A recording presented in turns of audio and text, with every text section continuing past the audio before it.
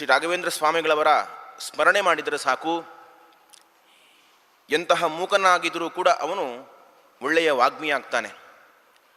ಕಡು ಬಡವನಾಗಿದ್ದರೂ ಕೂಡ ಅವನು ಅತ್ಯಂತ ಶ್ರೀಮಂತ ವ್ಯಕ್ತಿಯಾಗ್ತಾನೆ. ಅಂತಹ ದೊಡ್ಡ ಕರುಣಾಶೀಲರು ಶ್ರೀ ರಾಘವೇಂದ್ರ ಸ್ವಾಮಿಗಳವರು. ಒಂದು ರಾಯರ ಸ್ಮರಣೆಯನ್ನು ಯಾರು ಮಾಡ್ತಾರೋ ಅಂಥವರನ್ನು, ಅವನು ಒಬ್ಬ ಏನೂ ಅಕ್ಷರ ಬರದೇ ಇದ್ದರೂ ಕೂಡ ಅವನನ್ನು ಅವರ ಆ ಶಕ್ತಿಯಿಂದಾಗಿ ದೊಡ್ಡ ವಿದ್ವಾಂಸನನ್ನಾಗಿ ಮಾಡುವಂತಹ, ದಟ್ಟ ದರಿದ್ರನಾದಂಥ ವ್ಯಕ್ತಿಯನ್ನು ಕೂಡ ಶ್ರೀಮಂತನನ್ನಾಗಿ ಮಾಡುವಂತಹ, ಏನೂ ಮಾತು ಬರದೇ ಇದ್ದವನನ್ನು ಕೂಡ ಒಳ್ಳೆಯ ವಾಗ್ಮಿಯನ್ನಾಗಿ ಮಾಡುವಂತಹ ಒಂದು ದೊಡ್ಡ ಶಕ್ತಿ ಅದು ಮಂತ್ರಾಲಯ ಪ್ರಭುಗಳಲ್ಲಿದೆ. ಅಂತಹ